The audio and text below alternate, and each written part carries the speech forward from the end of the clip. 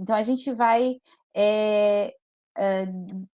ter uma noção, né? A gente vai passar pela demência, pela doença de Alzheimer, e vai chegar até a diabetes e vai falar do processo fisiopatológico envolvendo a doença de Alzheimer, e então eu vou apresentar alguns dados do laboratório. Então, é claro que tudo isso, gente, eu precisaria de um tempo gigantesco para estar aqui conversando, né, detalhadamente. Então, eu vou ter que passar algumas coisas mais rapidamente, para a gente conseguir dar conta de tudo que eu quero falar para vocês. Então, o meu grupo de pesquisa, né, em doenças neurodegenerativas faz jus ao que eu trabalho, doença de Alzheimer e o envelhecimento. Bom, então, para nós falarmos dessa associação diabetes e demência, primeiro a gente tem que falar da demência, o que é, e nós vamos ter que falar do processo necessariamente, do processo fisiopatológico da doença de Alzheimer, para então a gente entender como é que funciona a resistência à insulina e da diabetes em o link com a demência. Bom, então, antes de mais nada, nós vamos falar da demência, né? O que é a demência? Todo mundo fala, né? É uma preocupação principalmente associada ao processo de envelhecimento. Hoje, sabe-se que a demência, ela é uma prioridade, né, é um problema de saúde pública.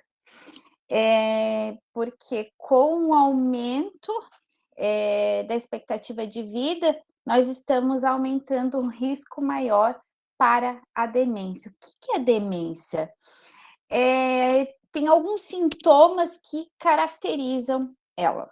Quais são? Primeiro, dificuldade com as atividades da vida diária. Então, um indivíduo não consegue mais associar o que é uma xícara de uma chaleira, de uma panela, enfim, né? Não, vamos dar uns exemplos mais práticos. Confusão em ambientes familiares, em ambientes que conheciam, ou ambientes em que passavam todos os dias, que costumavam caminhar, esses ambientes passam a ser estranhos, o indivíduo se perde. Eles acabam tendo dificuldade com palavras e números, não conseguem mais fazer contas simples, e muitas vezes o discurso é totalmente desorganizado, não lembram a palavra para fazer uma frase. Perda de memória, por conta disso, já essa dificuldade de palavras e com os números já envolve essa perda de memória. Então, principalmente a memória espacial e a memória mais recente. Então, tudo que é do passado, o indivíduo lembra, mas memórias mais recentes, não, porque eu tenho perda de neurônios de regiões importantes que são necessários para essa memória mais recente. E por conta de tudo isso, eu tenho muitas mudanças comportamentais e de humor, podendo levar a quadros de depressão. Então, não se sabe ao certo se a depressão pode levar ao Alzheimer ou ao Alzheimer à depressão, mas sabe-se que na doença de Alzheimer eu posso predispor à depressão e a depressão também pode predispor ao Alzheimer, né? Então, quando a gente fala em demência, eu tenho diferentes doenças que acabam levando a quadro de demência, principalmente doenças neurodegenerativas, como a demência frontotemporal, a demência de Parkinson e a doença de Alzheimer, e é aí que a gente vai falar. Por quê? Porque a doença de Alzheimer, ela é a mais prevalente entre as demências. Por isso que quando a gente fala em demência, nós sempre, vamos falar, vocês vão ouvir falar em doença de Alzheimer, na maioria das vezes. Por quê? Porque ela é a mais prevalente. Tem outros tipos de demência? Com certeza tem, mas a doença de Alzheimer, ela acaba sendo mais prevalente, e por isso acaba-se que estuda-se mais por conta do número maior de indivíduos que apresenta também a doença, que apresentam a doença, né. E aí a preocupação também com esse número de indivíduos que está cada vez mais aumentando por conta, da expectativa maior de vida que a gente tem. Bom, sabe-se que, porque a preocupação em estudar a demência, de entender, a diabetes e a demência, o risco que a diabetes tem em levar à demência. Por que isso? Porque hoje, um em cada 3 indivíduos idosos morrem com a doença de Alzheimer ou outro tipo de demência. Sabe-se hoje que, eu tenho mais mortes, por doença, de Alzheimer e outras demências, do que as mortes combinadas de câncer de próstata e câncer de mama. O número é muito grande e está aumentando muito. Então, sabe-se que mais de 6 milhões de norte-americanos estão vivendo com a doença de Alzheimer. E por que esses dados, vêm lá dos Estados Unidos? Porque lá eles têm um sistema de saúde que consegue ter esses números melhores, mais fidedignos que aqui. Entre 2000 e 2019, as mortes, por, doenças cardíacas tiveram uma diminuição de 7,3%. Já as mortes por doença de Alzheimer, eh, e outras demências tiveram um acréscimo de 145%. É muito grande esse número. Com a pandemia, gente, as mortes com a doença de Alzheimer e demência tiveram um aumento de 16%. Então, a nossa preocupação é cada vez maior com esse número, e por isso busca-se estudar cada vez mais esse processo fisiopatológico da doença de Alzheimer e de tudo que possa ser um fator de risco, incluindo a diabetes, porque a gente precisa reduzir esses números. Por que essa preocupação? Né? Qualquer outra doença eu poderia ter essa preocupação, contudo, a doença de Alzheimer, ela acaba fazendo com que o indivíduo ele seja totalmente dependente e ele precisa necessariamente de um cuidador, tá. E hoje em dia, os custos que a gente tem com um cuidador, e não só os custos financeiros, os custos, emocional e de saúde do indivíduo são enormes. Nós fizemos um estudo há pouco tempo e não conseguimos terminar por conta da pandemia, mas a gente, estava buscando, né, indivíduos cuidadores, de indivíduos com a doença de Alzheimer, de pacientes com a doença de Alzheimer, para tentar entender como que está a saúde desses indivíduos. dos 21 indivíduos que até então a gente iniciou o estudo, que a gente recrutou, todos eles tinham uma alta carga, de estresse, entre outros, né, sintomas de depressão, de ansiedade, enfim, eles estavam extremamente sobrecarregados por conta do cuidado. Então, sabe-se que esses indivíduos com doença, de Alzheimer, eles podem viver muito tempo, mas necessitando 100% de um cuidador o tempo inteiro. Então, isso acaba acumulando, problemas, né, financeiros e problemas de saúde também. Muito bem, gente. Então, quando fala assim doença de Alzheimer, tá? Nós temos, 3 principais fatores de risco, que é o histórico familiar, a genética e a idade. Com o passar dos anos, aumenta o risco ainda mais para, demências, principalmente a demência de Alzheimer. Então, sabe-se que eu posso dividir a doença de Alzheimer, em fases. Eu tenho a fase pré-clínica, o MCI, que é o declínio cognitivo leve, hã, a doença, inicial, leve, moderada e a severa, tá. Esse período aqui, ó, a doença de Alzheimer pré-clínica pode surgir, eu posso ter, né, é o período da doença que eu não tenho sintomas, e ele precede em torno de 20 anos antes de iniciar o declínio cognitivo leve.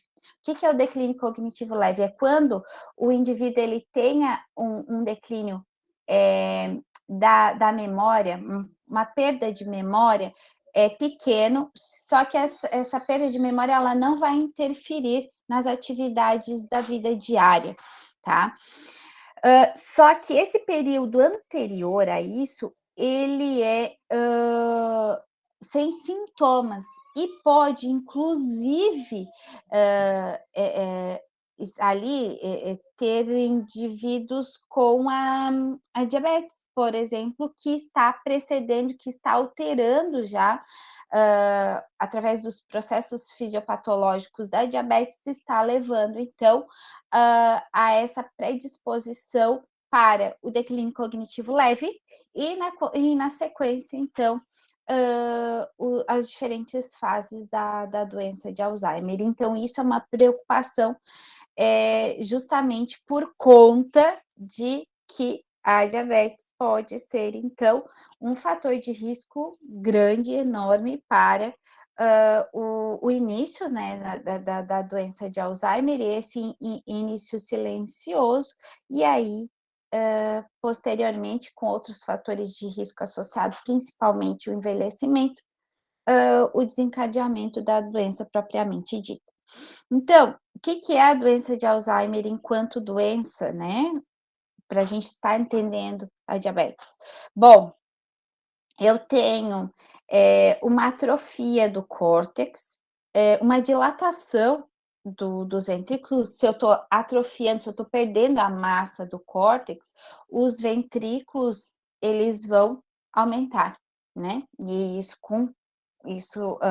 faz com que eu tenha essa dilatação dos ventrículos.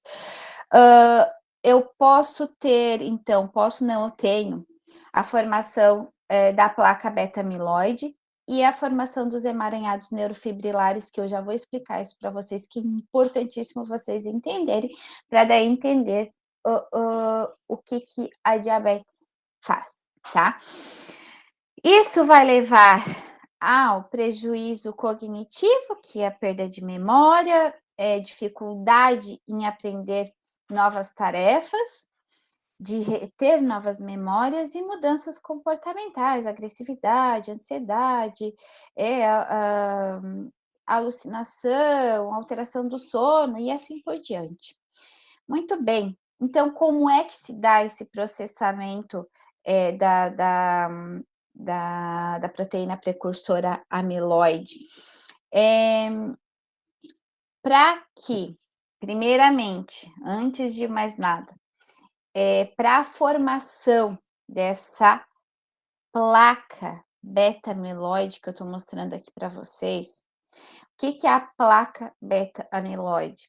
Ela vai, eu vou ter a formação de um emaranhado, proteico entre os neurônios, impedindo a conexão de um neurônio com outro.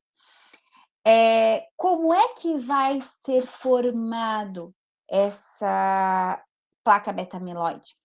Bem, eu tenho uma proteína chamada proteína precursora amiloide, que ela fica na membrana do neurônio, tá?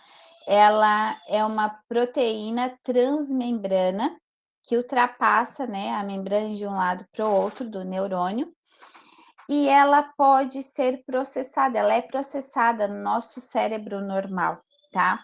E aí eu tenho o que a gente chama de via não amiloidogênica e a via amiloidogênica. Na doença de Alzheimer, a via amiloidogênica ela está mais ativada, tá?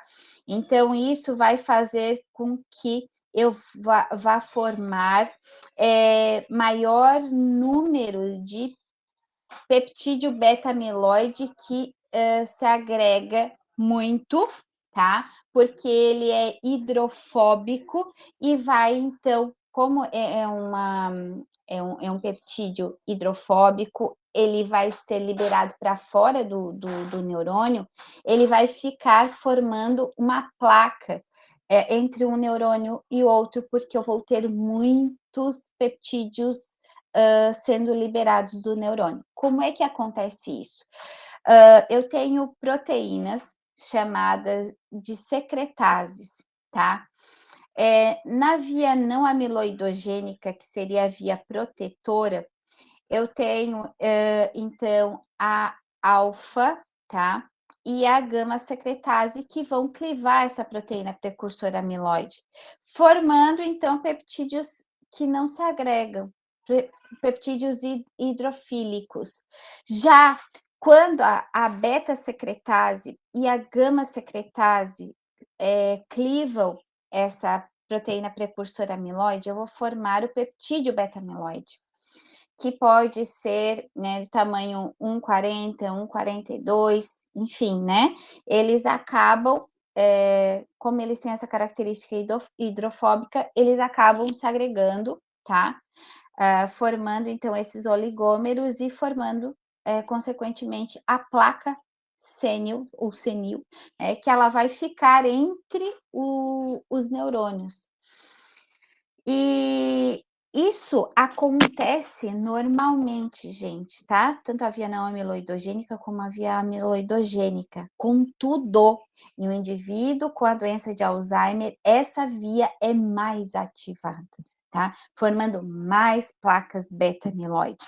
Então, essa placa beta-amiloide, ela pode, então, ser formada por essas duas proteínas que eu falei para vocês, que na verdade elas podem ser chamadas de a beta-secretase de BACE1 ou BACE1, como queiram chamar, ou ainda essa gama secretase, ela na verdade é um complexo proteico que é formada pela presenilina 1 e 2. Por que eu estou falando isso para vocês? Porque vocês vão ver em alguns momentos, enfim, né? Ou para vocês saberem quando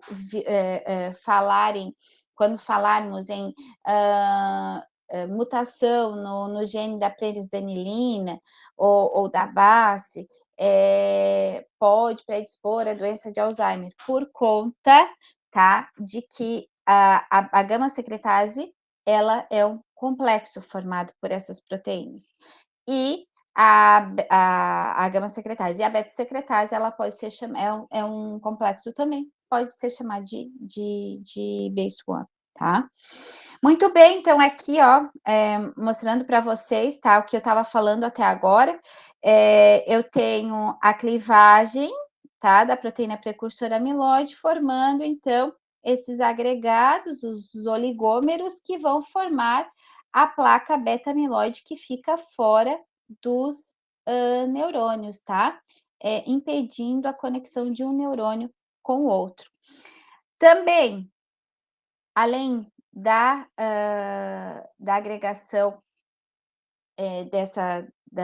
do peptídeo beta-amiloide, eu tenho a formação dos emaranhados neurofibrilares, que agora é formado dentro do neurônio. Então, eu tenho um emaranhado proteico formado dentro do neurônio, para vocês verem como que essa doença ela é complexa, mas ela é completa. Ela mata o neurônio por fora e por dentro, tá? Então, eu tenho a hiperfosforilação da tau. O que é isso? A tau é uma proteína que faz a estabilização dos nossos microtúbulos. Quem são os microtúbulos? Eles formam o citoesqueleto dos neurônios. No processo da doença de Alzheimer, eu tenho a ativação de algumas proteínas quinases, que vão fosforilar a tau. Uma vez que fosforilam a tau ou hiperfosforilam a tau, eu tenho a desestabilização dos microtúbulos, porque elas se desligam dos microtúbulos, então eu tenho a formação de oligômeros e a agregação da tau, formando os emaranhados neurofibrilares dentro do neurônio. E aí, dessa forma, eu acabo matando o neurônio, né? Causando a morte neuronal, matando num sentido bem leigo, né? Digamos, causando a morte dos neurônios por apoptose, por um mecanismo interno, intracelular, em função dessa, desse emaranhado neurofibrilar e por conta também, obviamente, do impedimento da conexão de um neurônio com outro por conta da placa beta-amiloide. E isso, tá, vai levar a um processo inflamatório bastante importante. Então, quando a gente fala em doença de Alzheimer, nós estamos falando de uma doença que tem um fundo inflamatório no processo fisiopatológico, tá? Então, aqui é uma revisão do nosso grupo, que saiu agora, tá? Em agosto, fazendo um apanhado geral de todo esse processo fisiopatológico e mostrando como que acontece esse processo da neuroinflamação, tá? Porque para vocês entenderem que também na diabetes eu tenho um processo de inflamação e também neuroinflamação. Como que acontece isso? Primeiro vocês vão entender aqui, tá? Ó, quando eu tenho a formação dessa placa beta-amiloide, tá? O peptídeo beta-amiloide ele pode se ligar em receptores de reconhecimento padrão, como os Toll-like. Uma vez que se ligam nesses receptores da célula glial, tá? Então, o peptídeo beta-amiloide é produzido no neurônio, liberado, e ele vai se ligar na célula glial. A célula glial, ela tem um papel imunológico bastante importante, que cuidar dos neurônios e fazer a limpeza do ambiente que fica em torno do neurônio. Ela é responsável por fagocitar qualquer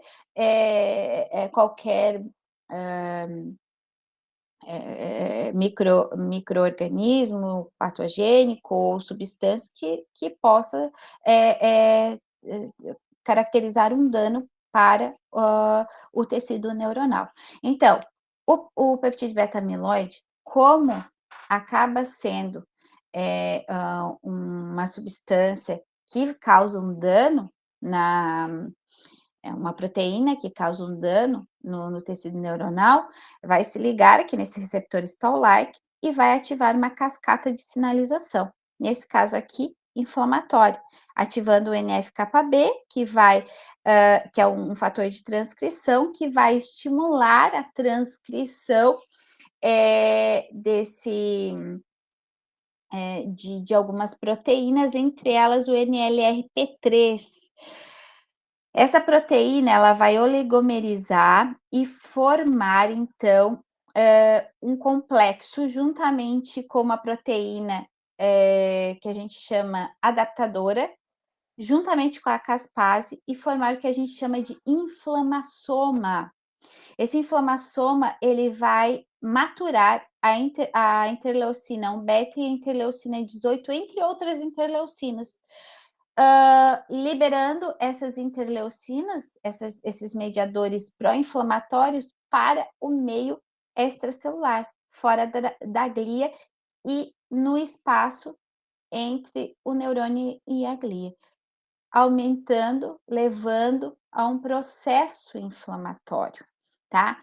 Então, sabe-se que como que pode ocorrer essa esse processo inflamatório, como ele pode chegar no sistema nervoso. Não é só desencadeado pelo peptídeo beta-amiloide, que pode, né, que eu posso ter outros fatores de risco que vão fazer com que a minha via amiloidogênica, além da idade, além da genética, além do histórico familiar, que seja aumentada essa via amiloidogênica. Tem outros fatores de risco bem importantes, que é a inflamação periférica. Aqui entra a diabetes, tá? Então, a diabetes, a disbiose, a hipercolesterolemia, a sepse, infecções virais podem fazer o que? A quebra da barreira hematoencefálica, e isso vai levar à agregação do peptídeo beta-amiloide, ativação microglial, a morte neuronal e ativação astrocitária, levando a esse ambiente inflamado que vai causar a morte neuronal, neuroinflamado. Aqui melhor falando para vocês, tá? E aqui onde aparece a diabetes, olha só. Fatores de risco genético, idade, sepse, diabetes, principalmente processo inflamatório, tá? Nem tô falando aqui da resistência à insulina, a gente já vai ver, tá? Disbiose, hipercolesterolemia, obesidade, uma infecção viral vai levar a uma inflamação sistêmica, destruição da barreira hematoencefálica, que vai levar, então, a ativação da microglia, por exemplo, tá? Até pela quebra da barreira hematoencefálica, eu vou ter a difusão de células de defesa aqui do sistema nervoso central, tá? E aí isso vai fazer com que eu ative a microglia, essa célula de defesa do sistema nervoso, fazendo com que o inflamassoma seja ativado e libere várias citocinas pró-inflamatórias, como a interleucina 1 beta, a interleucina 18, também TNF-alfa. Eu vou ter a liberação do óxido nítrico, de prostaglandinas, de quimiocinas, tá? Como a fractalquina, a MIP1-alfa, IP10, MCP1 e assim vai. Isso vai levar, então, isso ocorre por quê? Porque eu tenho uma maior agregação do peptídeo beta-amiloide por ativação da via amiloidogênica, maior hiperfosforilação da tal, que vai aumentar ainda mais esse processo inflamatório. E aí, o que vai acontecer, gente? Aqui, ó, um cérebro normal e um cérebro com a doença de Alzheimer. Eu tenho uma atrofia da região cortical e uma dilatação da região ventricular aqui, ó, tá?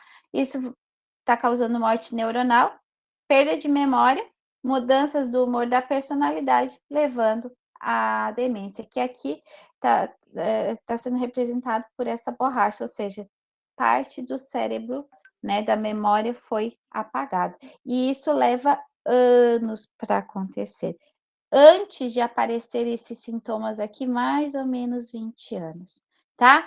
E a diabetes está envolvida nesse processo. Tem vários estudos mostrando, então, a relação da doença de Alzheimer com a diabetes mellitus do tipo 2, principalmente, tá? Então, esse link entre a diabetes tipo 2 e, a doença de Alzheimer, principalmente envolvendo a resistência à insulina, tá? Então eu trouxe aqui os trabalhos mais recentes, tá? De 2021. Isso aqui, todos eles são revisões, por ter vários trabalhos mostrando, né?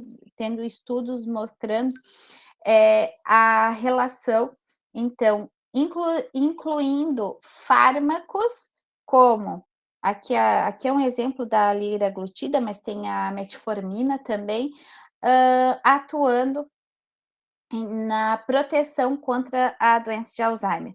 Ah, então quer dizer que a gente pode utilizar na doença de Alzheimer um hipoglicemiante? Não necessariamente, tá, gente? Porque a gente não conhece ainda muito bem a nem a doença de Alzheimer no seu todo, nem a diabetes no seu todo. Vocês estão vendo, hoje e amanhã com esse webinar, né, promovido pelo laboratório do Emílio, como é importante, como tem coisas que a gente nem imagina que existe, e ainda tem muitas coisas que a gente precisa entender, tanto a diabetes nesse caso, quanto da doença de Alzheimer, tá? Então, aí aqui estudos propondo, né, novas terapias baseadas em hipoglicemiantes, justamente para amenizar o prejuízo cognitivo nas doenças neurodegenerativas, como, por exemplo, a doença de Alzheimer. Então, aqui eu vou mostrar para vocês como que funciona o, o processo fisiológico da glicose da insulina no cérebro, para daí a gente entender como é que funciona, o que acontece com a resistência à insulina, tá? Primeiro, eu quero falar para vocês assim, ó, até um tempo atrás, eu vi alguns estudos, mais ou menos até 2018, tá? Que falava-se muito em doença de Alzheimer, como diabetes do tipo 3. Isso caiu, tá? Caiu. Inclusive, a Sociedade Brasileira de Diabetes, né, não aprova essa nomenclatura, ou mesmo essa hipótese. Por quê? Porque tanto a diabetes, do tipo 2 ainda é complexa e não se entende o todo, quanto a doença de Alzheimer. Então, não vamos nos precipitar em falar que a doença de Alzheimer é uma diabetes do tipo 3, tá? Porque a resistência à insulina pode levar há um aumento dos emaranhados neurofibrilares e da formação da placa beta-amiloide, mas tantos outros fatores de risco podem levar a esses mesmos desfechos, como eu mostrei para vocês. Então, tem que tomar muito cuidado com isso, com essa nomenclatura que não é muito adequada, tá? Então, só para falar para vocês aqui que algum tempo atrás tinha muito isso, tá? E agora, hoje em dia, vocês vão ver, se vocês colocarem no PubMed, né, numa busca dos artigos internacionais, vocês praticamente não veem mais falar em diabetes do tipo 3. Tem estudos mais antigos falando isso, só que hoje, por ter muitas críticas, parou-se de falar sobre isso, tá? Bom, então, o que nós temos aqui, ó?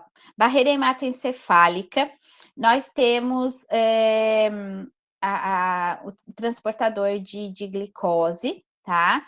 Hã, que o tipo, o GLUT1 e o GLUT3, tá? Que eles ficam aqui na barreira hematoencefálica. Nós temos vários outros, né, tipos de transportadores de glicose, que são os GLUTs, tá? Quando eu falar em GLUT, vocês já entendam que é o transportador de glicose. Então, o GLUT1 e o GLUT3, eles ficam na barreira hematoencefálica. O GLUT1 principalmente está nos astrócitos, né, células da glia, aqui. O GLUT3 também pode estar, mas o GLUT1 está em maior número nas células da glia, enquanto que o 3 está em maior número no neurônio, por exemplo, tá? Bom, então, aqui vocês vão ver que eu tenho o 1, o 3, o 2, o 4 na célula da glia, e aqui no neurônio eu tenho também o 1, o 2 que eu não tenho, tá? Eu tenho o 3, o 4 e aqui o 8, tá? O 4 vocês vão ver que eu tenho em menor quantidade aqui no sistema nervoso, tá? Eu tenho em maior número nos tecidos periféricos, tá? Que provavelmente vocês já viram até agora. Bom, então como é que funciona? O neurônio, o sistema nervoso, ele capta a glicose através desses transportadores, ok? E aí, aqui o que que acontece no neurônio, tá? Por uma via aeróbica, então, né, no caso de uma via aeróbica, eu tenho o transporte através desses transportadores aqui de glicose que vai ser utilizada pelo ciclo de Krebs, então, para formar, para ser metabolizada, e eu ter energia, então, para o neurônio, tá? Também, essa glicose ela pode entrar através dos transportadores na célula da glia, né? E através da via glicolítica formar o lactato. O lactato, através de um transportador, pode sair, né? E ser captado pelo neurônio, ok? Para ser utilizado também no ciclo de Krebs. Ok, é uma forma, então, de utilização da glicose como substrato aqui energético para o neurônio, seja na forma de glicose ou de lactato proveniente, então, da célula da glia.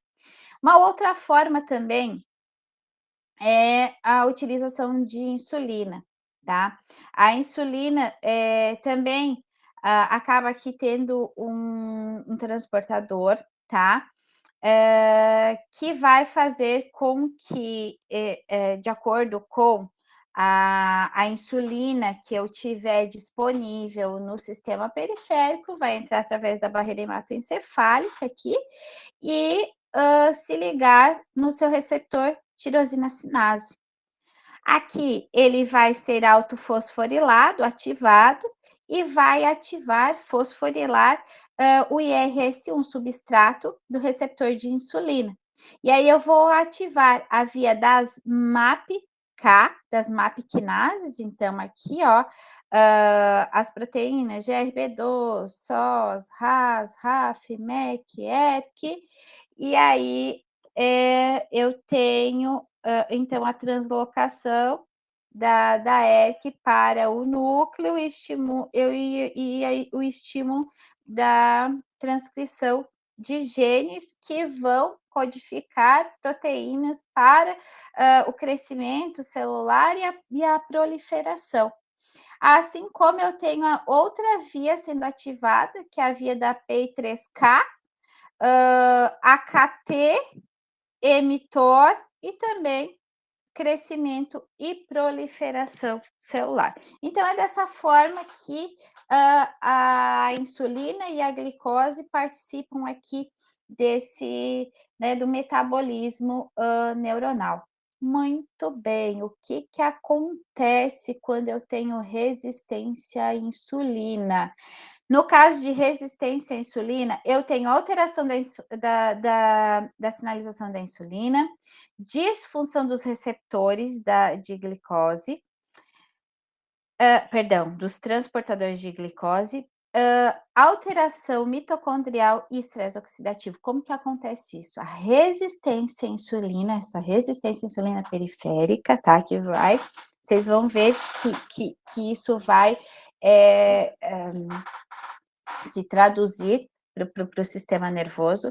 Eu tenho uma redução da entrada de glicose, uma redução da formação da acetil-CoA e o succinil-CoA.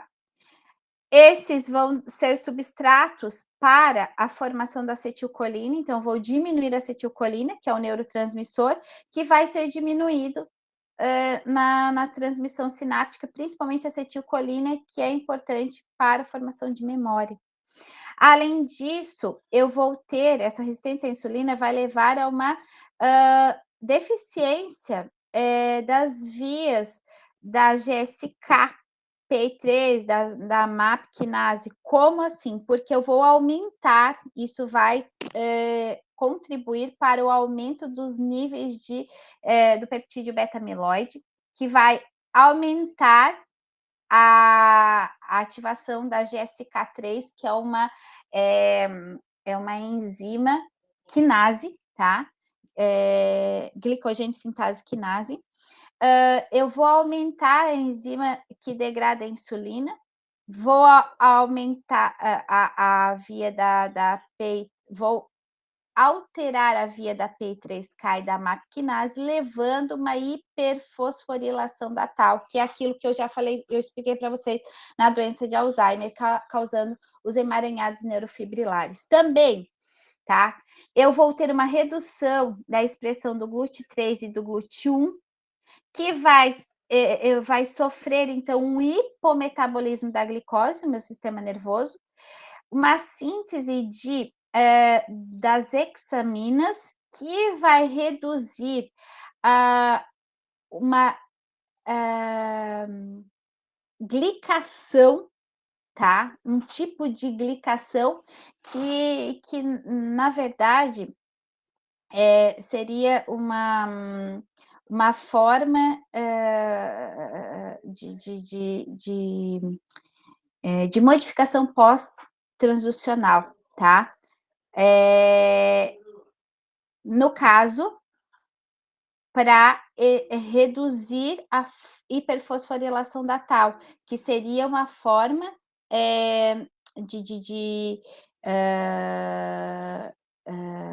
de acetilação da própria tal, e isso faria com que reduziria a probabilidade de hiperfosforilação dela. Então, se eu reduzo essa reação, eu vou possibilitar aumentar a hiperfosforilação da tal. Uma outra possibilidade, então, por diferentes mecanismos, eu levo uma disfunção mitocondrial entre fissão e fusão mitocondrial, um desbalanço entre a fissão e a fusão, uma permeabilidade mitocondrial maior, tá? E uma alteração da homeostase do cálcio vão levar, então, essa disfunção mitocondrial, tá?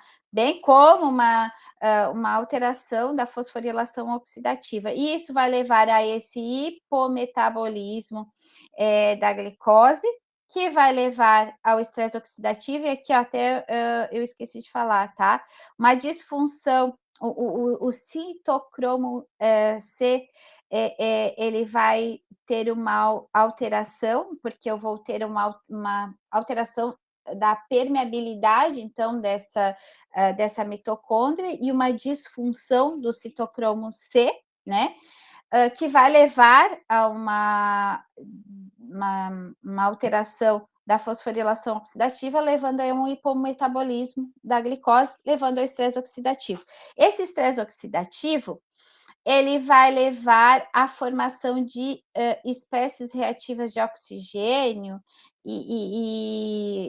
enfim, como vai formar peróxido de nitrito, proteínas carboniladas, produtos finais de glicação avançada, produtos proteicos de oxidação avançada que vão levar à alteração proteica, agregação proteica, que vão levar a mais alteração oxidativa, nitrosativa, enfim, que vão levar, de fato, vão causar dano nas estruturas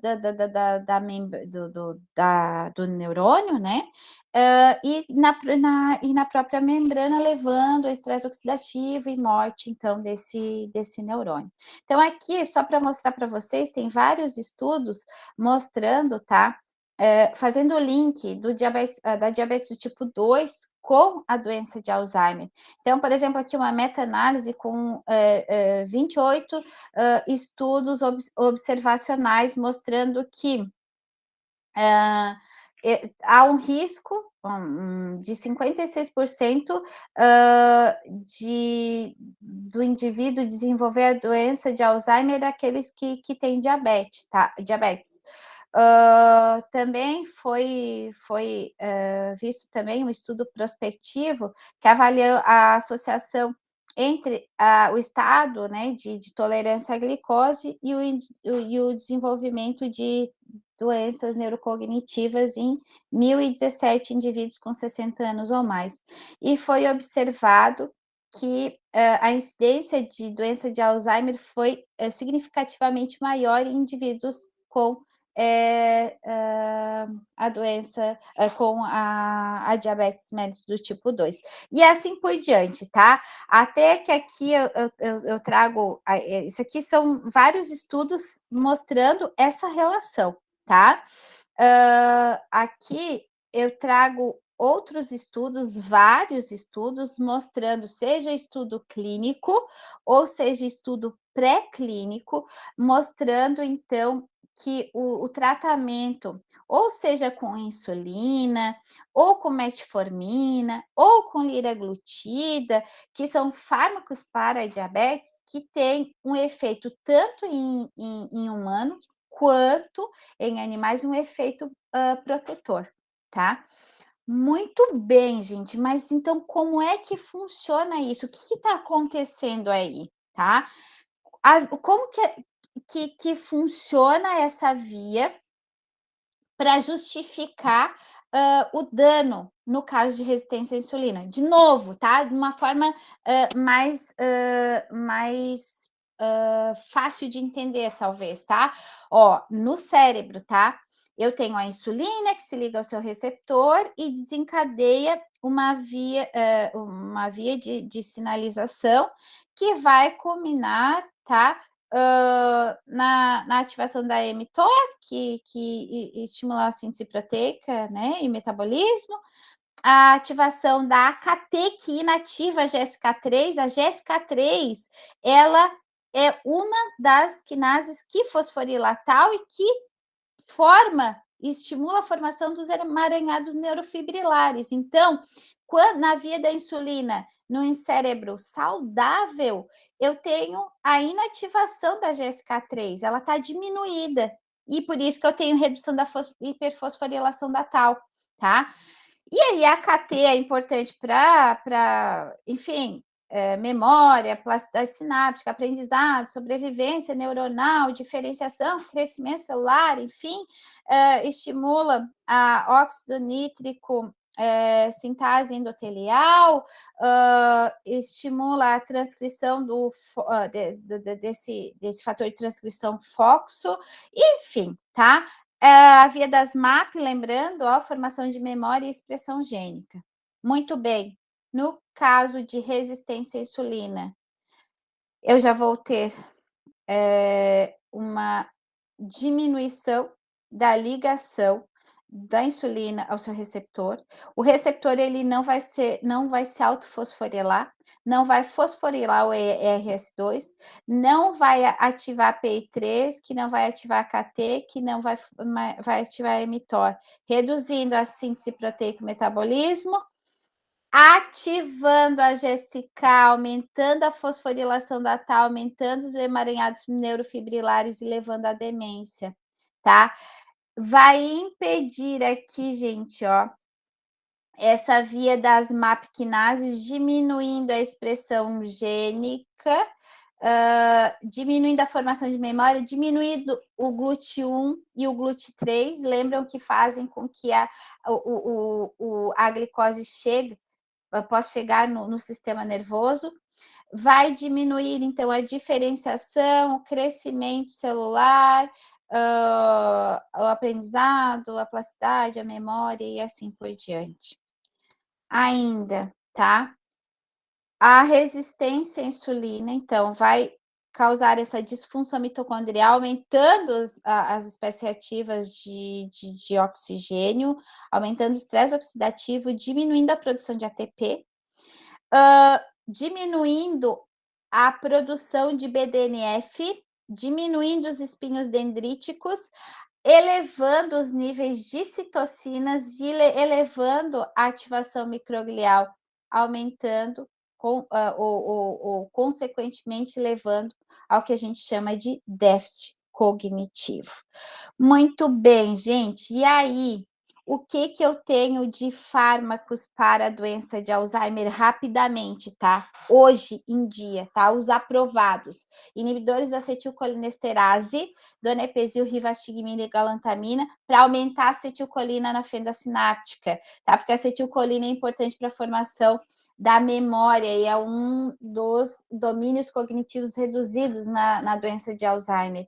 E antagonista dos receptores NMDA para acabar com o processo de excitotoxicidade glutamatérgica, estresse oxidativo, enfim, tá? Que a gente não falou muito. Um outro fármaco aprovado agora recentemente, o aducanumab, ele está voltado ao é um anticorpo monoclonal que está voltado para a placa beta-amiloide, para o peptídeo beta-amiloide. Nada associado, obviamente, né, a essa resistência à insulina. Só que estudos já trazem que fármacos aprovados já para a diabetes podem funcionar na via aumentando, diminuindo a resistência à insulina e contribuindo para essa redução do déficit cognitivo causado pela resistência à insulina. Entre esses fármacos está a metformina, agonista PPAR-gama, como a pioglitazona, agonista do receptor GLP-1, como a liraglutida, tá? Então, eles podem contribuir para o estímulo, como se para substituir, para diminuir a resistência à insulina e contribuir, então, para essa redução do déficit cognitivo. Portanto, um estudo que nós fizemos foi um doutorado, eu vou falar rapidamente, tá? Da minha aluna Franciele, já defendeu o doutorado em 2018. Nós avaliamos a liraglutida no modelo animal de demência induzido pela administração do peptídeo beta-amiloide 1,42 em camundongos. A gente avaliou a memória, neuroinflamação, a diferença entre sexos e a diferença entre idade, tá? Aí eu não vou mostrar aqui os resultados de neuroinflamação porque não tem tempo. A liraglutida é um análogo do peptídeo 1 semelhante ao glucagon, que age aqui, ó, que vai fazer exatamente vai estimular essas vias aqui, que são vias deficitárias na resistência à insulina e também na doença de Alzheimer, contribuindo então para a formação, principalmente para a hiperfosforilação da tal e também para a formação da placa beta-amiloide. Bom, então o que, que nós observamos aqui? Ó, aqui animais machos de 3 meses. Nós administramos, isso aqui é a memória de espacial, tá? De longo prazo. Aqui é avaliado num aparato chamado radialmase. Eu não vou detalhar, o que quero que vocês entendam. Nós avaliamos, então,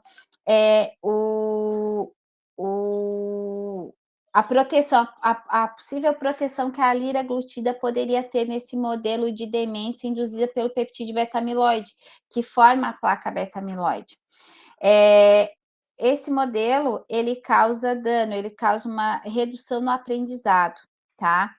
E a liraglutida em machos, 3 meses, nas doses mais baixas e intermediária, reverte esse efeito, tá?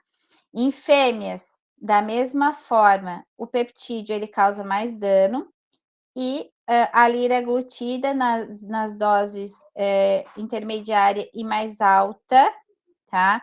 Tem um efeito melhor aqui, nem tanto, tá? O efeito melhor ficou aqui, tá? Nas doses intermediárias e nas doses maiores. Em machos, com 12 meses de idade, a gente pegou a dose intermediária, que foi a melhor que a gente viu nos nossos testes comportamentais. Então, o macho de 2 meses, o controle, ele já tem dano cognitivo por conta da idade. A liraglutida, ai, que não dá para ver, tá, gente? Porque aqui ficou esse negocinho aqui na frente, mas a liraglutida consegue proteger. O peptídeo associado ao envelhecimento, ele também causa dano igual, o dano não pode ser mensurado, porque eu já tive o limite maior aqui, ó, que é do envelhecimento. Só que a liraglutida também conseguiu reverter esse dano do envelhecimento mais do peptídeo, tá? Nas fêmeas, ela não conseguiu alterar em nada, tá? Então parece que a diferença de sexo pode ter uma resposta diferenciada na doença de Alzheimer, e a liraglutida pode ser também que tenha essa diferença de resposta, né? Pode, aqui eu a gente não pode dizer que tem uma resistência à insulina, né, no animal, por conta, no animal velho pode até ser, mas no animal novo não, porque esse modelo ele é um modelo agudo, tá? Então, mas dá para entender que parece que a liraglutida tem um efeito importante na proteção desses animais, e essa proteção ela pode ser dependente do sexo, certo? Gente, muito obrigado. Eu tentei fazer o mais breve possível, tentei reduzir ao máximo, mas ainda não consegui ficar no tempo que era para ficar, tá? Quero agradecer a todos os meus alunos que passaram até agora, os alunos que estão aqui, né? Os alunos de graduação, de mestrado, doutorado, os pós-docs, os que estão colaborando comigo. Quero agradecer a CAPES, Unesc, o CNPq, a FAPESC, a L'Oréal, né, que eu ganhei o prêmio L'Oréal em 2019, que é um